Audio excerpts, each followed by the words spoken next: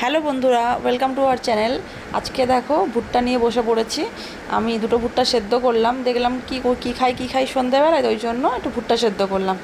দিয়ে এটাকে বিট নুন আর চাট মশলা আর লেবু দিয়ে ভালো করে মাখিয়ে নিচ্ছি, এবং এটা এইভাবে খেতে ভীষণই ভালো লাগে। পোড়ানোর থেকে এটা খেতে তো ভীষণই টেস্টি এবং হেলদি দুটোই। তোমরা একবার ট্রাই করে দেখতে পারো। আমরা ভীষণ ভালোবাসি, মা, রুদ্র, আমরা তিনজনাই খুব ভালোবাসি খেতে। এবং দেখো এদের কতটা ভালো লেগেছে। তো তোমাদের যদি এটা ভালো লেগে থাকে অবশ্যই লাইক করো এবং কমেন্টে জানিও। বা হ্যালো বন্ধুরা, ওয়েলকাম টু আওয়ার চ্যানেল। আজকে দেখো ভুট্টা নিয়ে বসে পড়েছি।